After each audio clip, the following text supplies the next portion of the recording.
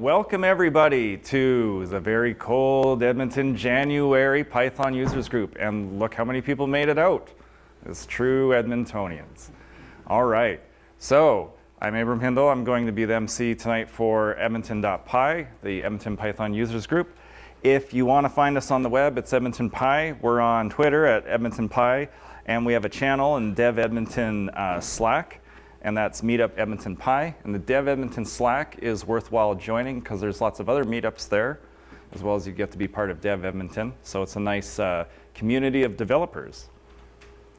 All right, so tonight we are sponsored by Levven, and they will be giving a talk later. They do a lot of consumer controls, things like that.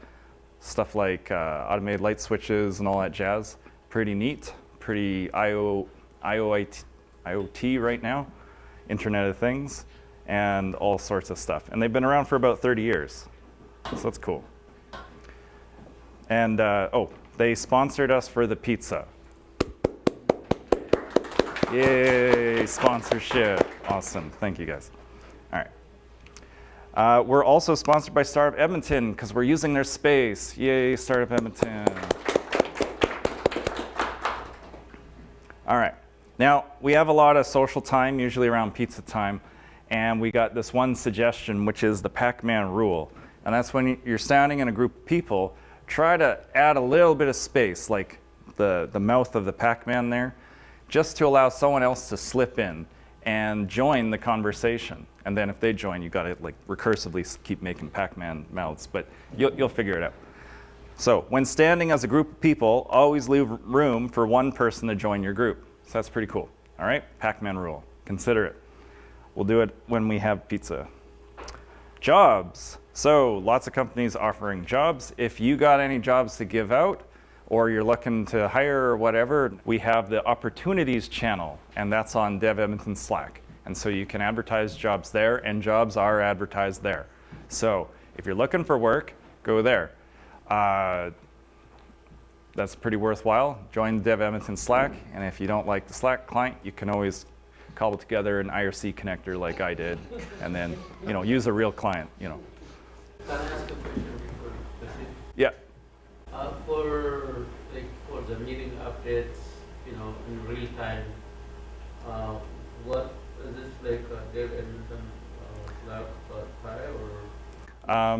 We update the web page, but we talk a lot in the Slack, and we'll announce meetings in the Slack. So they both have their own value. And the benefit of the Slack, I guess, is if you're following in the channel and we spam the channel with an announcement, you'll get an email about it. But you can always go to meetup.com too and watch the Startup Edmonton stuff and subscribe to some of that as well. They have a calendar for Startup Edmonton, which will include this meetup as well as other meetups. Does that answer your question? Yeah, let's say if there is a change within like 1 hour or 2 hours change that you guys updated? It would probably be the Slack, and if it was really emergency based, it would be in both places. But the Slack is like, plans change at the last minute, but we're always still here. It's either cancel or not, and I don't think we've canceled ever. If we cancel, we tell you ahead of time quite a bit. Okay. So if you want jobs, go to opportunities. Now, there's a bunch of events coming up. The first one's really cool, Polyglot 2020, which is kind of a loose unconference where you show up and then everyone posts ideas for what they want to talk about, what they want to hear. People vote on it, and then you break out into these little breakout groups and you talk about it, you present about it. Sometimes people bring tutorials. Sometimes people just bring experience and talk about their experience with certain things. It's dev-oriented, and by polyglot, they mean any language. So it'll be pretty worthwhile, and it'll be in late February, early March. Does anyone else here want to talk about polyglot? I messaged them today, and there's not exactly a defined date or place, but it should be coming out soon. So just make sure that you take a look at the Slack for tickets to that. Cool. On March 7th, Student DevCon 2020 will be hosted by Startup Edmonton, which is some kind of developer conference, mostly aimed at students, including high school students. They basically say, learn from experts, workshops, resources, breakfast, lunch, snacks. That's good. Access to companies, that kind of stuff. So a general kind of developer conference that Startup Edmonton will be hosting, mostly aimed at students. So if you're interested for that, go to our slides and click from there, or Google it, either one. Our slides are at slides.com/EdmontonPy, so you can find them there. They typically get indexed. Then next up is Western US Pi Cascades 2020. That'll be in February in Portland. It's mostly West Coast. And then they'll have the whole US PyCon 2020, April 15th to 23rd in Pittsburgh, right? And those things sell out pretty fast, especially PyCon. So if you're interested, go and check it out real fast, real quick, get a ticket. Any other events that I'm missing?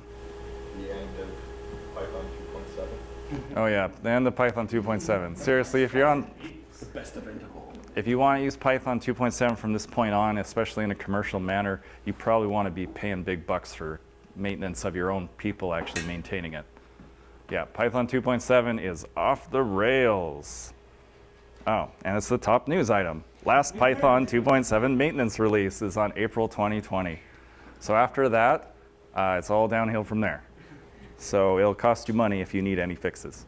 You'll have to pay someone to do it. And then if you're a Django user, watch out, because there was a password account hijack dealie with the password reset form. So you probably want to update in order to get around that one. That one's pretty serious. Also, in good news, Python 3.8.1 was released, and I went through the notes and I couldn't glean anything exciting out of it whatsoever. This is mostly a bug fix. There's a couple of crashes, but it depends on your platform. So if you found 3.8 to be a little bit unstable, really consider going up to 3.8.1. There's also a bunch of cool articles. One's about performance testing in Django. Essentially, you can count queries and basically estimate your performance via query counting, because really that's probably the most heavy thing that Django does is the ORM for the database. So it's good to know how many queries you're actually making, and that's a good way to track your performance over time. There's this neat one, how to build a recommendation engine in Python. I think that's the next one. Oh, that's counting queries, how to build a recommendation engine. And so they use Python, and I'm not sure what the engine is.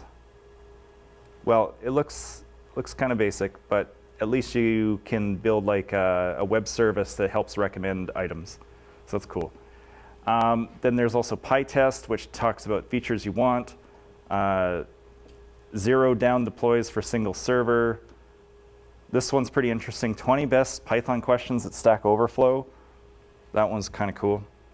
I'll show you.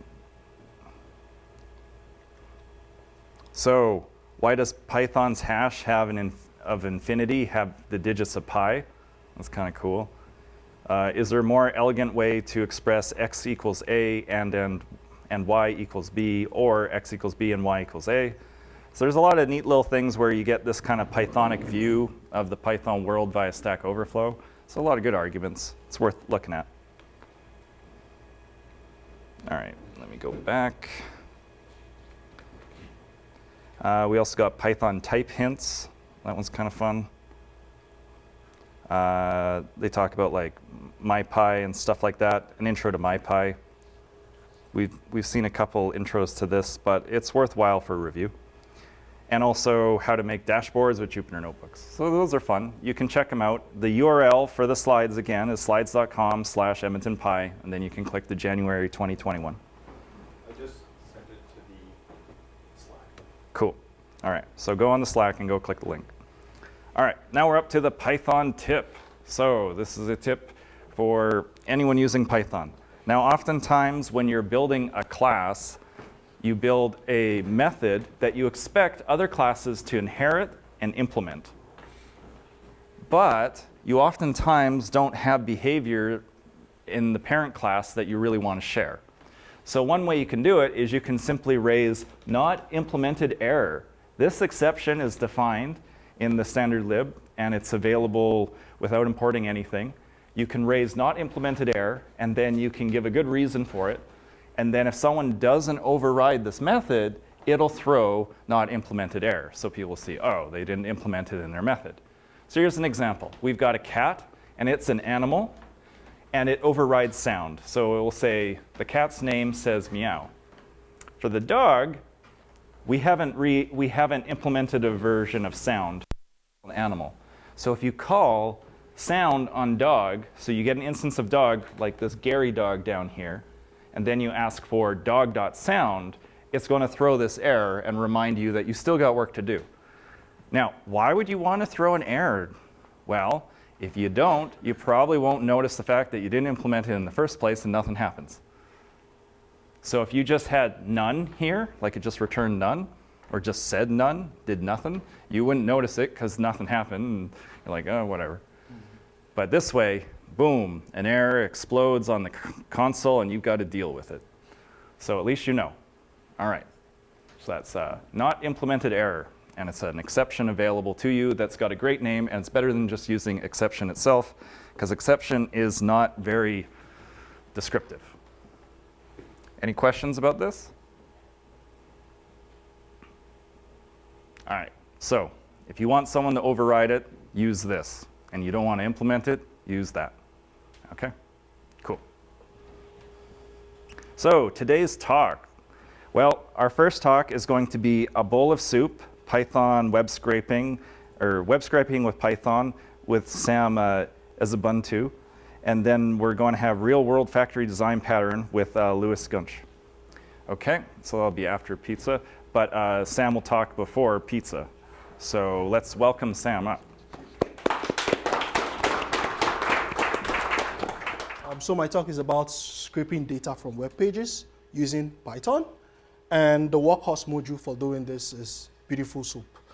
But first, why would you even need to scrape a web page? So say you are a small retailer and you always want to see what the guy on the next store is doing every morning to set prices for your product. And you just go to his web page every morning, you see what his prices are, and you go over and set your own prices. But that's not very efficient. Say as you begin to scale, you probably need to employ someone full-time to just go to his web page every day, copy prices, and set your prices. So maybe one way to automate this is to just write a script, scrape the data every day. You could even write a script that looks at the prices, adjust it by factor, and automatically update your price. So that would be one reason why you would need to scrape data off a web page. So like I said, the workhorse module for scraping data is BeautifulSoup, but of course you also need the request library for speaking to any HTTP service. I think there's a different library, URL lib, that also can be used in place of request, but request is like way easier. URL lib is really complicated.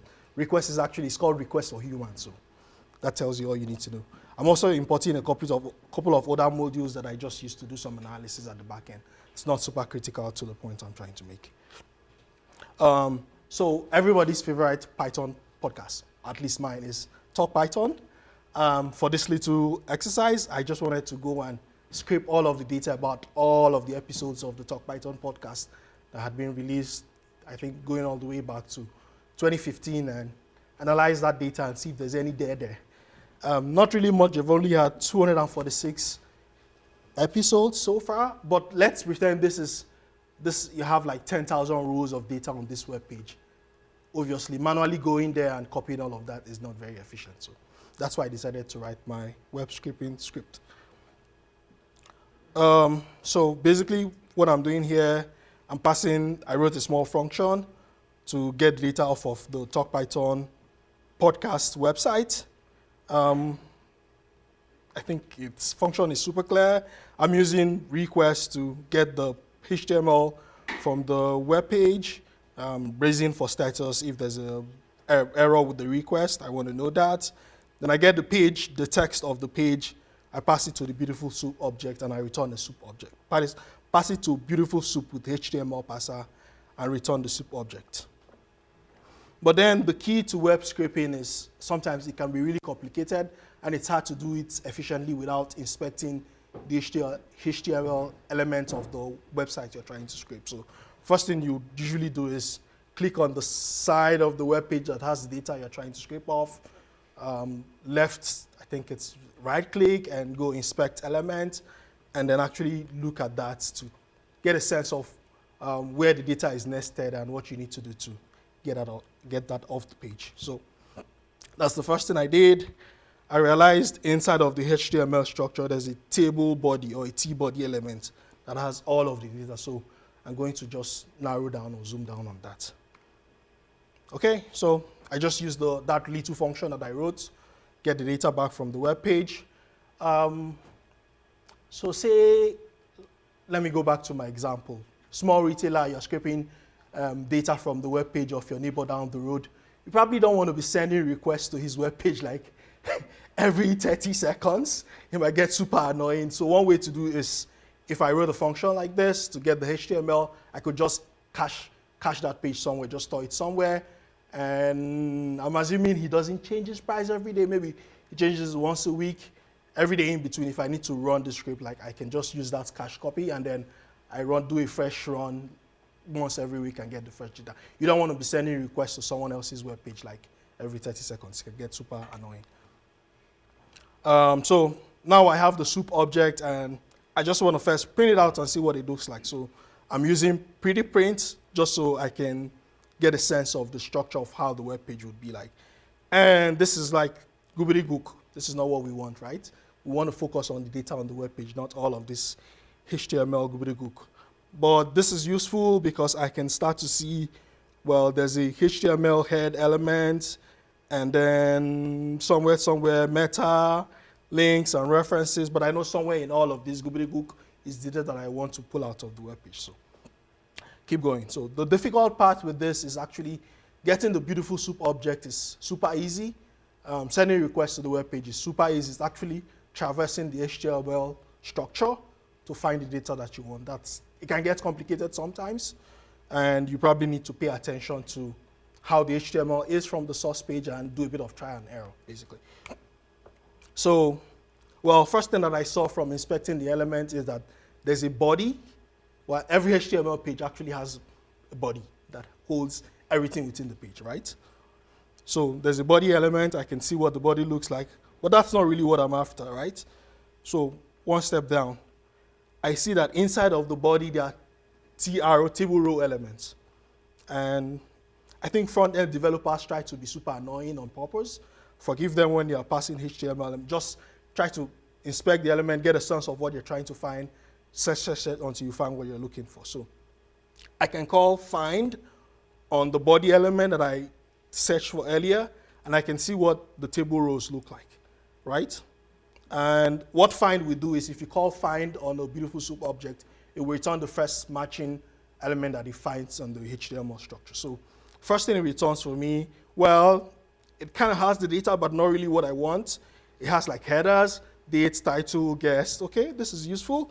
I'll keep this. What can I do with this? Okay, so I know if I want to put the data in a tabular structure, this will be like the title row. So good. I take it, I pass it, and I have my title row. But I'm not really done yet. So now I know that the data is in the TR element. So what I can do is if I call find all will go and find every matching element that matches every matching TR element. So which is really what I want. And within that, I start to see that I have like, so I have the T rows, and within each T row, I have TD elements, and those TD elements hold the text that I want. So good, we're almost there. So again, I see that within the body, I can find all rows, and for each row, if I call the TD element, it has all of the data that I want. Just I can ignore all the HTML syntax that kind of embeds the data. I can get rid of that. But I know that the data that I want is somewhere in here. So I'm almost done. What I do is I write a small function to actually pass each element and get my data in there. And just to explain for any beginner in there, what I do is I start by creating an empty list.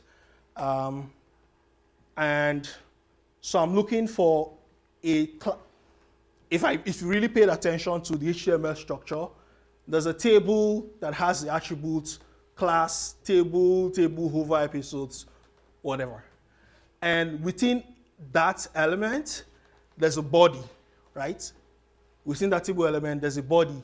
And inside of the body, I have rows. So I want to go and take each row, and each row would have datums embedded inside. And those datums are in the TD element. So I go and I find all TD within each row, and I get the text. So when I call .text, it strips out all of the gobbledygook HTML syntax. So I'm just left with the text.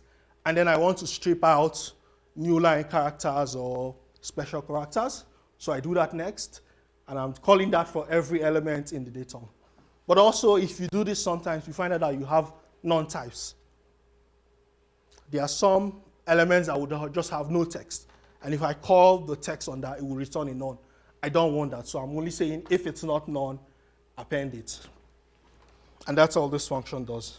And at the end, I return that data as a list of lists. So I call that function here. And eventually, if I pass it to a pandas data frame, voila, I have all of the data from that web page. Cool. So now I have, well, sorry, I'm getting ahead of myself. But sometimes there can be an easier way to actually do this. So after I'd gone through all of this trouble, I realized that pandas actually has a read HTML function that can actually go and just fetch that data. But there are some caveats. You're assuming that the front-end developer that built the website was a really nice, friendly guy, and he wanted to make it easy for you to scrape the data. So he did this nice, well-formatted table, and you can just call pandas, read HTML, and it goes there and it fetches the data. So all of this trouble, well, I find an easier way to do that, but it's fine. I've learned a lesson. I know how to do this. If it's not easily laid out, if it is, I can just call pandas read HTML and get data off of that. But also sometimes, even when you do the pandas read HTML function, you also need to do a little bit of work. Like, it might get the data, but data with some other stuff that you don't want. So in this instance, I realized that they had like, the table was in element 0 of my data frame, and then afterwards, there was some stuff that was not super useful. So I just indexed that element, and that's the data that I want. And that's what I'm going to work with. So again, a few caveats. I just went through the pandas documentation. Basically, what I think this is trying to say is that the table needs to be already almost nicely laid out on the web page for read HTML to work. If it's not nicely laid out, then you need to do the good old way, inspect the HTML structure, and keep passing with .find or .findAll until you get what you want. Anyway, so now I have all this data. What am I going to do with this? Yeah, let's see. I'm a data analyst. I like data. So the first thing I was curious about is, who are the guests that appear most frequently on the show? Yeah, a few names look interesting. There's Dan Bader. Oh, Brian Okin. So one of the things I said I wanted to learn this year is to learn a bit more about object-oriented programming and also testing with PyTest. So I see Brian Okin, and something goes off in the back of my mind. So let's see, what else has Brian Okin done with the Talk Python podcast this year? I see a few interesting episodes. Okay, maybe I'll go back and pay and listen to this. But also, okay, so I want to learn OOP. So are there any episodes that are focused on object-oriented programming? Bummer, nothing. Returns empty. Okay, what else can I find out? So I want to also learn a web framework, and the easiest is like Flask. So I say, okay, what are the episodes that are about Flask? And there are a bunch of them. I think about 6 or 7. Okay, interesting. What else can I find out? So go one step back. So building Flask APIs for data sciences, episode 226. Okay, this looks like something I would find super useful. I opened my podcast app and put a favorite on that. I'll go back and listen to that. What else? Is there anything about Django Pyramid? Those are a bit more complicated, but eventually I'd have to get to Django. Like every web developer in Python has to know Django, right? So I see a few episodes that are about Django and Pyramid. Okay, I'll go back and study this. And the last thing I wanted to do, if I decided to binge watch all of this, like how many episodes, or binge listen, how many episodes do I have to deal with for each year? So I just did this nice little visualization to show how the episode release history has been like over the years. So I started in 2015, a little above 40 episodes.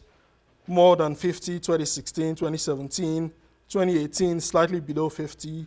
And then I think we've had like 2 episodes so far in 2020. And that's it. A few conclusions, obviously. If the website or service that you're trying to get data from has an API endpoint, you don't even need to script. Like, just call the API. It will make your life a whole lot easier. And it's more consistent because if you're scraping data from a web page, when an annoying front-end developer just goes and changes something, your whole scraping script like just goes, you have to throw it out of the window and start all over again. So if you have an API, call the API. If you don't have an API, then you go the request and BeautifulSoup way.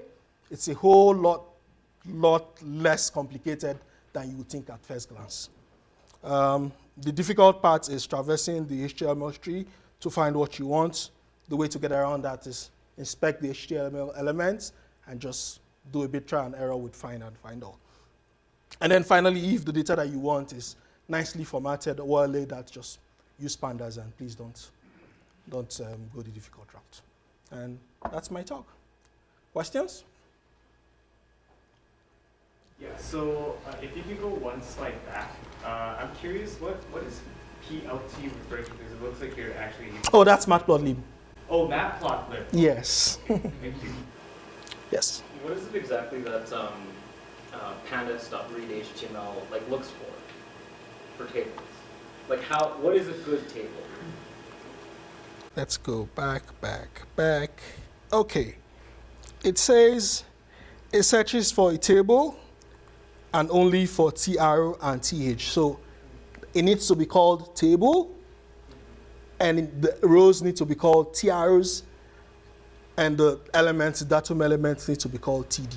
If someone else writes with a different structure, then yeah, wouldn't work. And the THs, do those become like the titles? In the I'm assuming that would be, yeah. All right. Thanks for your time, everyone.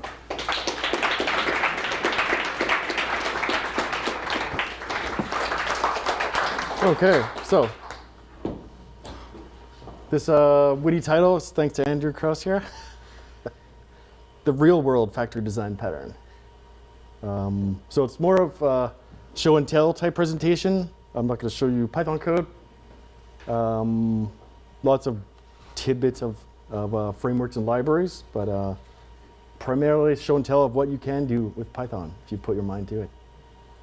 So yeah, so I work for Levven in the Levven Controls division.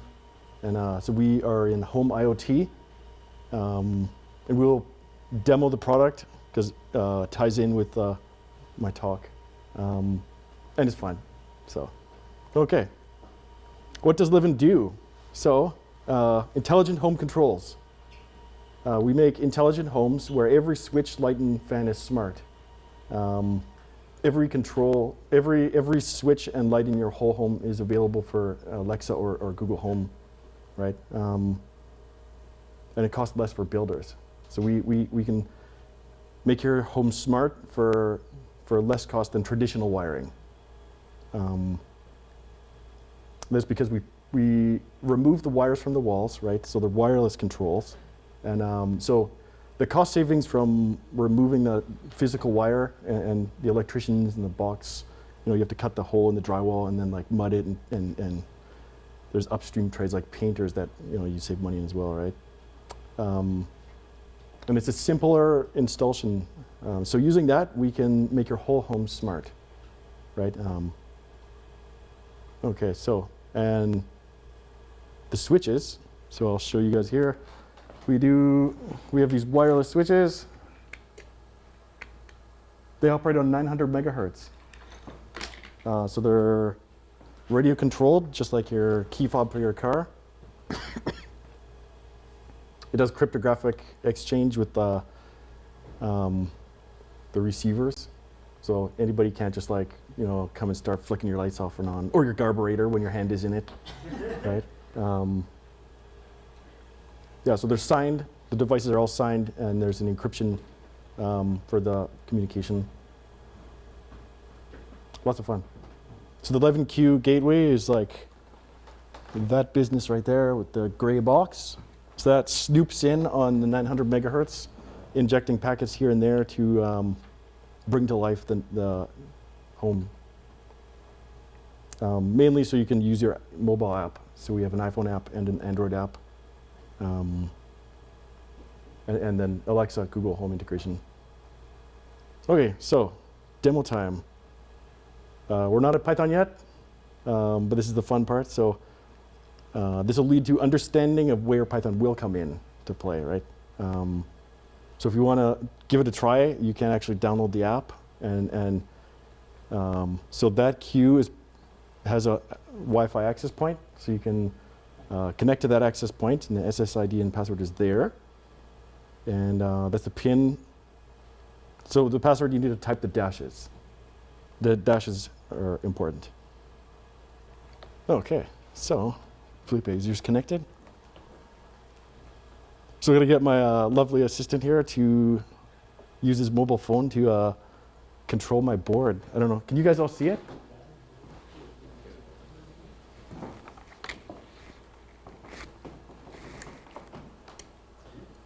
Whoa!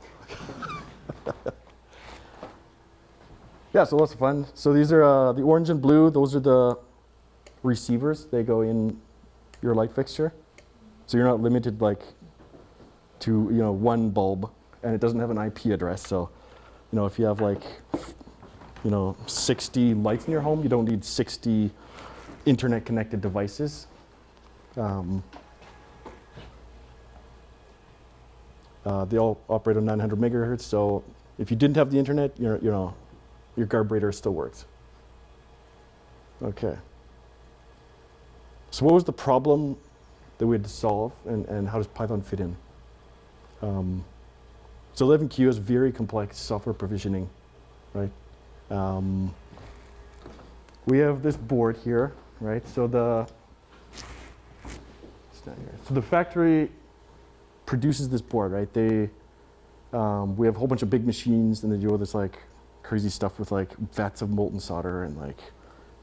So they produce this board, but it's up to us to bring it to life, right? So we have to upload the firmware, and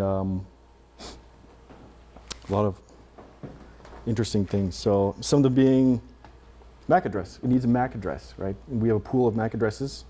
So we need to like have a database of all the MAC addresses, right, that are available. We have to assign a MAC address to each unit and make sure we don't reuse it. It's not duplicated ever, right? The Python is used to flash the eFuses. eFuses are interesting. Question. Yeah, what's eFuse? What is an eFuse? Does anybody know? Electronic fuse. That's right, yes. So primarily at eFuse, it's really interesting to a software guy like me. So an eFuse permanently burns a value into the memory of the chip. So one of the interesting things it does is it has an encryption key. And then the decryption part of the key is put in to an eFuse into the CPU, and you can never read from it, right? So if somebody has this board, you can't get the decryption key unless you like ground off the top of the chip and like got your microscope out and like looked at the physical whatever silicon stuff. I don't know. And it decrypts everything on the fly, so it's a lot more secure. So it's important for security. So we have to flash those, and we flash them from Python, which is really interesting. And lots of settings. So there's all kinds of like configuration settings. So this in particular is an ESP32 from Espressif. It is popular among the hobbyists. So some of you might have heard of it if you play with electronics. Euclid demo time. So it's called Euclid because at Levven we name everything after NASA missions. So this is the Euclid NASA mission. I can't remember what the acronym, it's an acronym. It's really complicated and long, obviously. Can't remember what it is, but it's from NASA, so it must be cool, right? Okay, so I'll let you pass this around if anybody wants to look at it. And we have an actual switchboard here and a receiver.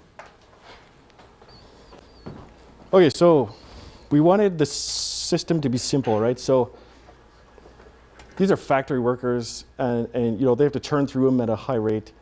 We don't want them to like sit down on a laptop and type a whole bunch of stuff, and then like, oh, Windows needs an update, rebooting, right? So we wanted it simple, and we had a whole bunch of extra Raspberry Pis laying around the office. So it's kind of connected here. I don't know if you guys can see it. It's just a real simple Raspberry Pi in an enclosure, right? It's hooked up to the Ethernet and power. So that is the tool we gave them. So they can plug it in. It's not a laptop. It's easy and cheap. So if this breaks, the factory is down. It's okay. They can go down to Best Buy or wherever and buy another one. We have the image, in our system. It's easy. They'll be up and running. The same with other tools. So like, it needs a keyboard and a monitor. Easy, So if it breaks, it's not complicated. They can go to Best Buy and be up and running in 5 minutes, right? Okay, so Python is what runs on the Raspberry Pi. That's the interesting part to us. So let's hook it up. Okay, so this is a Python program, and we have a Django server on the back end. So I'm going to provision a device on the fly right now for you guys. So when we were doing it, we wanted to make it easy, right? So each MAC address has to be tied to a particular hardware device, right? So we made, I'll just take this whole thing, stickers. So we had a print shop print off stickers, right? And they come in a huge roll. Each sticker has its own MAC address and a barcode that we scan, right? So the factory workers it's really straightforward for them. So they grab a board that they've just made from their like huge machines, and they grab an enclosure, which is also made, right? They put it in the enclosure, they put the sticker on, all they have to do is scan it, and it does the rest. So let's give it a try. So I gotta hook my scanner up to the Raspberry Pi.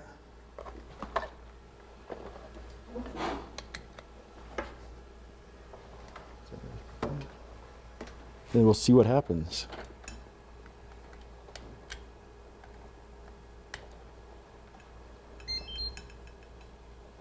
There we go, connected. Did you guys see that? So the guys on the floor, they know if it's disconnected or connected. Sorry, wrong one. Disconnected. It's not the most beautiful interface, but there is nothing they can click to screw it up. There's literally nothing they can do except scan, which is really great. So there's nothing to go wrong. It's really straightforward. If something does go wrong, so like, we'll get more into this later, but, oh, sorry, that's the wrong keyboard. I won't do that. Okay, so let's flash this device. So I have this empty device. It's just a bare board right now. And I scan the MAC address. And it starts doing stuff. What? Okay, so it's using my nice curses interface here, right? And it's doing some steps. Still running. This part takes a while. Setting security fuses, so it's going to try and flash those there. Done. Encrypting. So this is what they see. They see green. Green is good. If something goes wrong, it turns red, right?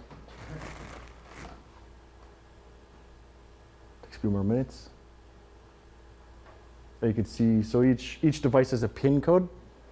So they verify the PIN code with the nice blue one in this, or cyan, sorry, cyan.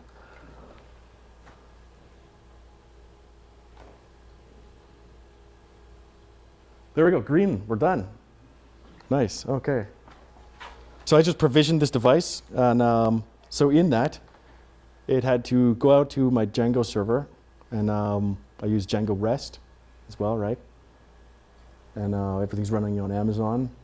And I have my Python curses environment here. Okay, so I'll switch back to my presentation. Frameworks, okay. So on the Raspberry Pi, I had running docopt. Docopt is super cool for making command line interface arguments and -- help, essentially, right? I'd highly recommend it. It's really straightforward to use. It's really simple. It's not complicated. And it's a great library for command line scripts, right? So I used it for parsing in the flags for the tool, right? One you guys might have not seen, PyUdev. So PyUdev is what binds it to, it's Python libudev bindings. So libudev is what you use to talk to the USB devices. So PyUdev, with PyUdev, I can determine if my scanner is plugged in or not. And it looks for the Python, the programmer board here. And it looks for a very, very particular one, not just any board, so it has to be like the correct board, right? And we do that through PyUdev. Urwid. Urwid is the nice GUI you saw, super flashy, super cool. It is a curses environment. So as you saw it, it's like text. It looks, like those Safeway terminals, with all the text, right? Pardon? That's right, yeah. And it's great. So that's all Python. It has a lot of widgets and that you can use. So I used all kinds of widgets. And it was pretty straightforward to use. So if you want just a simple command line environment GUI, you can do that in Python. Okay, server side. So for that, we use Django. You guys probably haven't heard of it. It's really obscure, right? And Django REST Framework. So that one, pretty straightforward. It's popular. I've used TastyPy in the past for JSON web services. It's not very popular anymore. Amazon for infrastructure, so RDS instances, various fun stuff like that. Important details, okay. So how did I get it so that when it boots up, it runs my Python program? And that's the only thing it runs. You can't run nothing else unless you know some magic keystrokes. So the key is, I guess this is a little bit more Linux-y for you, like Windows users. You might be like totally lost here. Euclid is run on TTY1 using systemd. And it's in places as a TTY agent, right? So a little bit of Linux internals here. So when your computer boots up, there's some raw Linux terminals. Those are called TTYs. And so I told my computer, the Raspberry Pi, to run Euclid instead of the TTY. So rather than seeing a username and password, instead it shows the full GUI. That was an interesting revelation. It took me a bit to figure that out, actually. Important detail number 2. I took the inspiration from Ansible, so facts and commands. It gathers facts about the environment and from inputs, and it puts together a set of facts.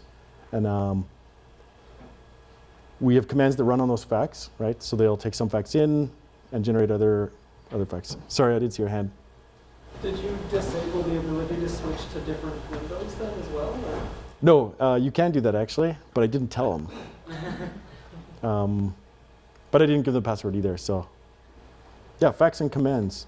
I don't know if you guys are familiar with Ansible. Andrew has done some presentations on it. But I took a lot of inspiration from it, and it worked quite well. It ended up being quite useful.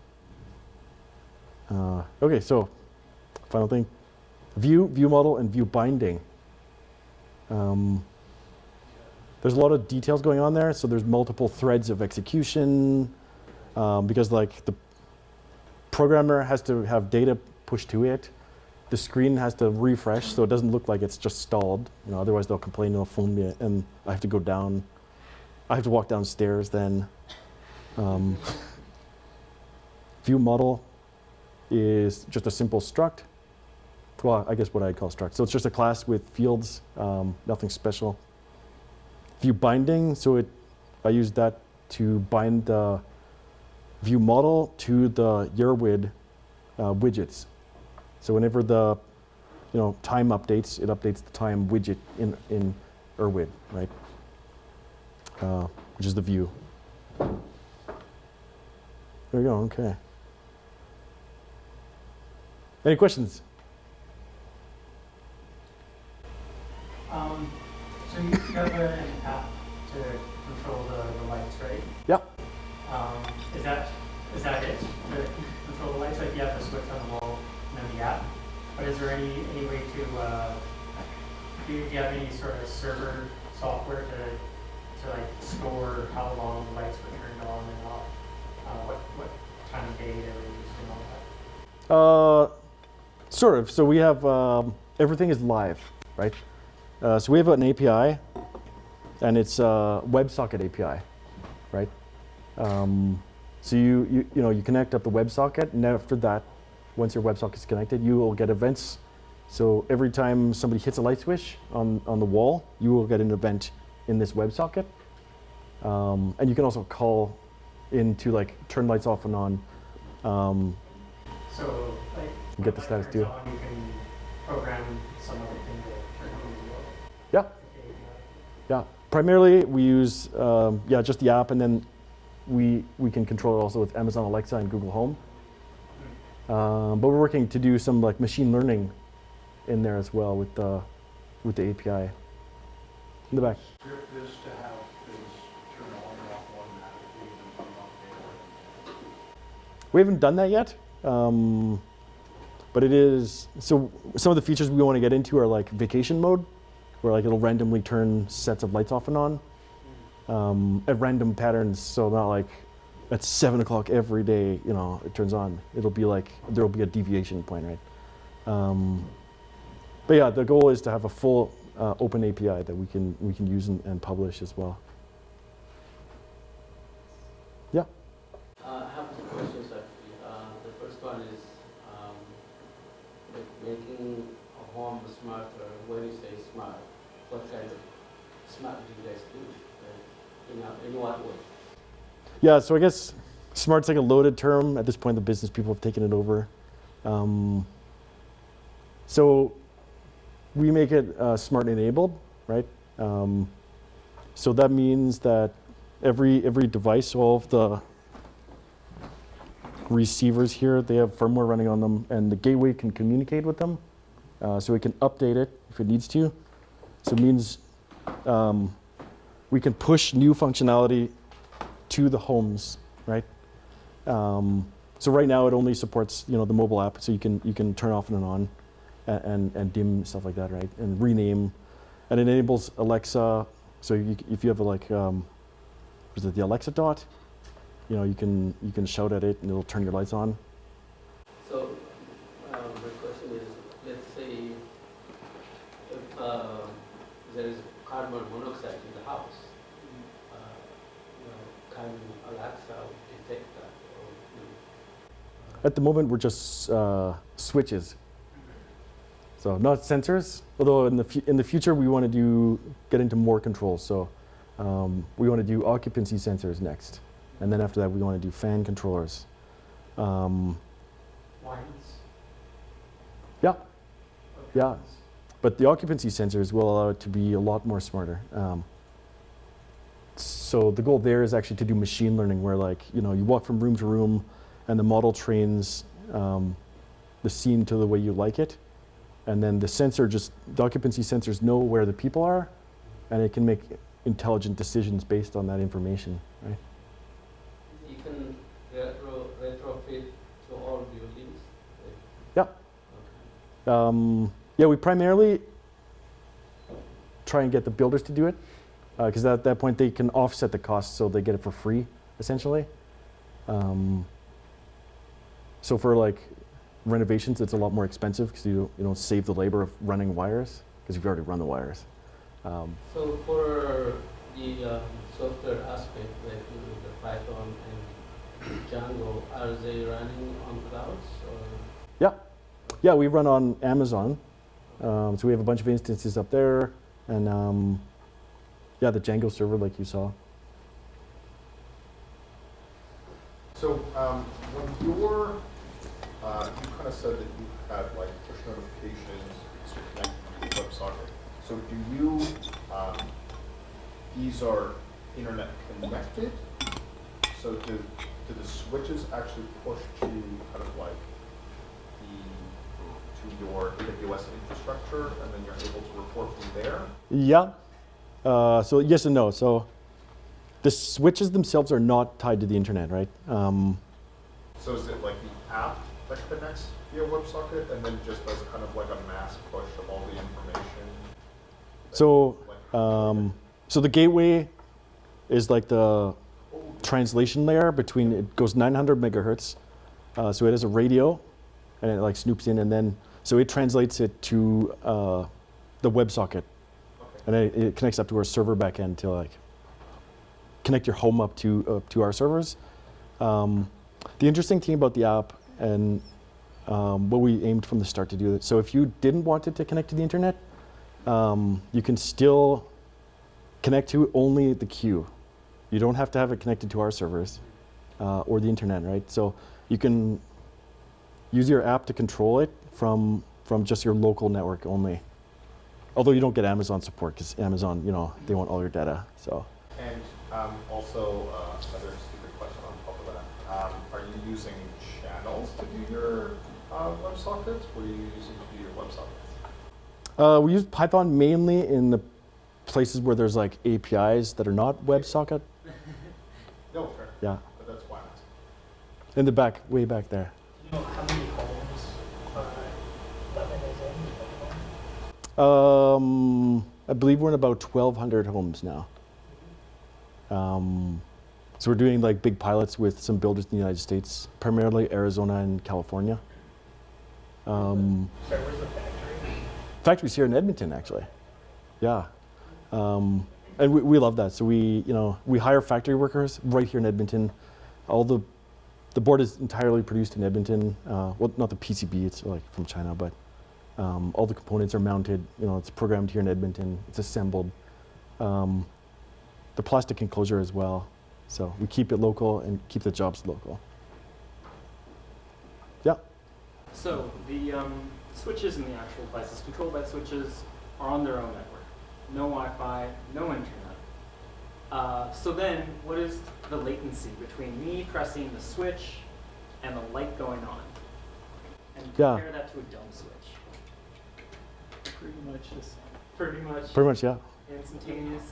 So across the organization, we actually have a hard, well, I guess it's not hard, but it's like a goal. Like, so we never breach 100 milliseconds. Right. So that's from the app. So if you use our app, you'll find it's a lot more responsive than Alexa is. So one of the fun things we like to do is, so you notice it makes a clicking noise. So normally so that's normally way up in the ceiling, you don't hear it. Yeah. When it's right there, you do hear it. So we have like test installations with a whole bunch of them, and you click the zone on, and it goes, and you click it off, and it goes, and you just hit it on, off, on, off, on, off, and the lights are flicking like mad, and everybody's like, what's going on? Like having like a rave. Yeah, I can stack it up to the point where, so I can on, off, on, off, on, off. I can stack it up to the point where the relay keeps going for another 30 seconds. Yeah. So you? Is there any issues with interference with the signal? Yes, actually there is. Yeah, so there's a repeat protocol. So we have flood protocols in place where, so if it repeats the message to those that don't know about it yet, and if the switch doesn't get a response, it'll try again. Kind of follow-up question. Yeah. I think you may have already said it, but I just wanted to know, are you encrypting the messages that you send? Yeah, actually, so a part of the process is when you group it, you have to physically push the button. So on the switch, you push the button, and then here there's a little button. I don't know if you can see it. So when you do that, it actually sets up a cryptographic exchange. So they trade key pairs using a secure process. So after that, it joins the group, and it actually switches the channels. So there's 30 channels. So you're not clashing with your neighbors. It's going to pick a unique channel that's different than your neighbors, right? And then sets up the cryptographic network over top of that. Unless you have 31 neighbors, yeah. So Way back. If none of it's wired, how's it powered and how long do the batteries last? The batteries last 10 years. And then you have to like replace every switch in your whole house. Not replace them. So it has just a little button cell. So it's like a CR32 or 232 or whatever. Is that like something that the homeowner could, conceivably do by themselves? And are those parts readily available? Yeah. Yeah, so the batteries are just regular batteries that you'd buy at like the store. Panasonic or something like that. Yeah, you just pop it off. And, Watch battery, basically. yeah, 3 volts battery. yeah. Sorry, I think somebody was saying something. You don't have to answer if you don't want to, but I'm just wondering, first of all, do you have competitors and what makes you different from other competitors? And another thing is, what's the price range and the cost to install and do this stuff? Yeah, so we have 2 primary competitors. The first one is Lutron, so you'll find their switches. They're quite different. So they have a different model of operation than we do. And Philips Hue or other lights bulbs like that are not really our competitors.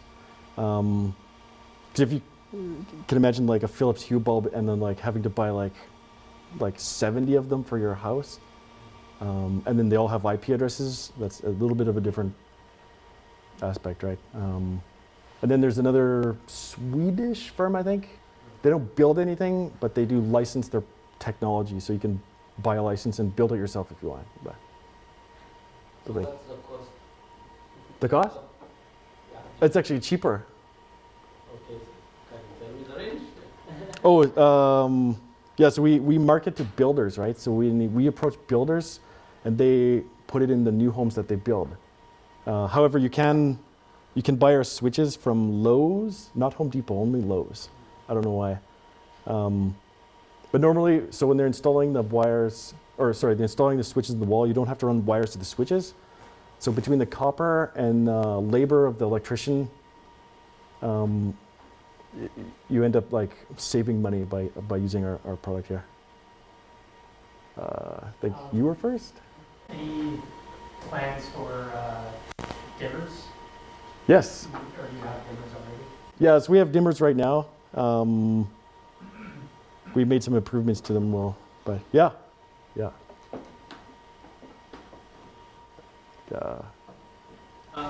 Could you talk a bit about like going through your systemd and like, because I would never have thought of that to do like replacing that with Python program. Yeah. I don't think I could bring it up. It's in my repo. Or just like the process of digging through that. Oh yeah. So all you have to do is you can override. So by default, Getty, which stands for get TTY. So by default, Getty auto spawns terminals at will from like 1 to 9. If you bind a service to a particular one, it overrides Getty. And all you have to do is like in the exec part of the systemd file, you just put your program there. And if it dies, it restarts it automatically. Yeah. So, good question. Yeah, it's a really detailed one. Also, this not really related to your product, but how many smart home products that are on the market, how many of them do you think actually use cryptography? Not a lot. Not a lot. So we had to make our own protocol, and it's because there was no secure protocols available. Big security concern with a lot of IoT devices now. Yes. You don't know which ones are actually Yeah. encrypted. Some of the more notorious ones were like baby monitors, where they were just like wide open for everybody, which is like concerning, definitely.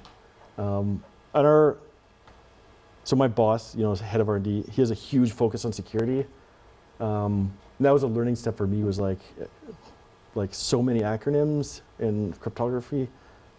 Yeah, it's definitely a big focus for us, because it is like concerning to both. We have to validate to ourselves to the builders, right?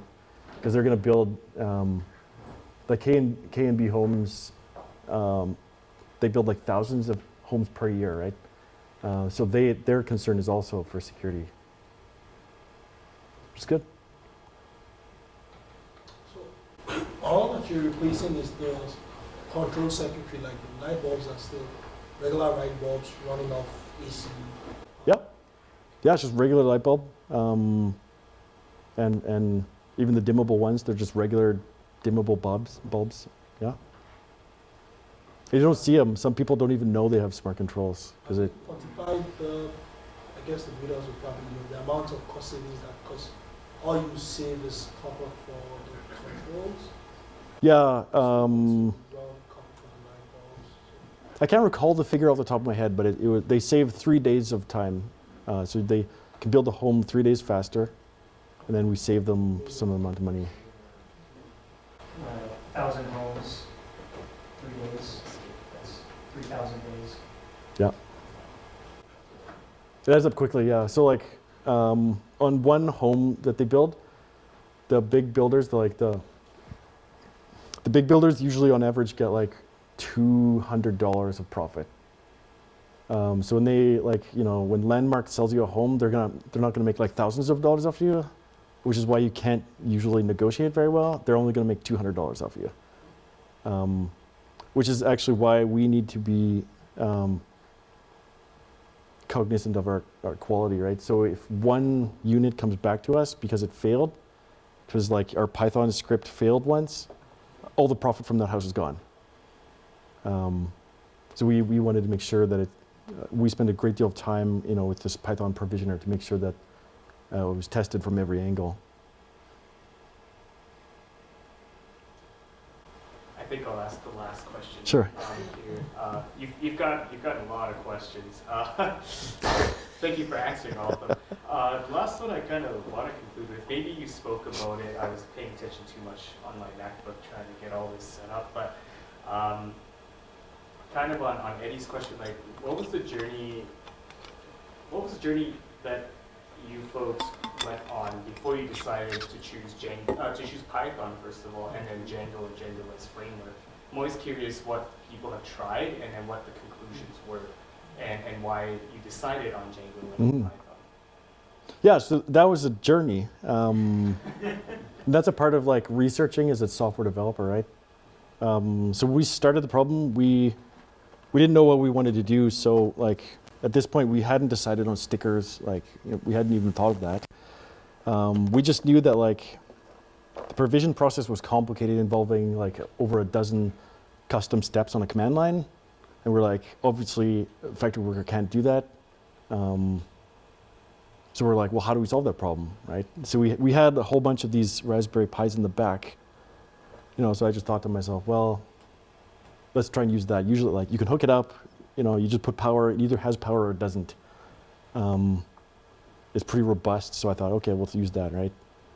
And I thought, well, and we have some Zebra printers, so I started going down the line of like, well, I'll have my Python client open a serial port to the Zebra printer, and it'll tell it what the MAC address should be, and it'll hit Django to receive a MAC address and the encryption key, right? And that turned out to be really hard and error prone.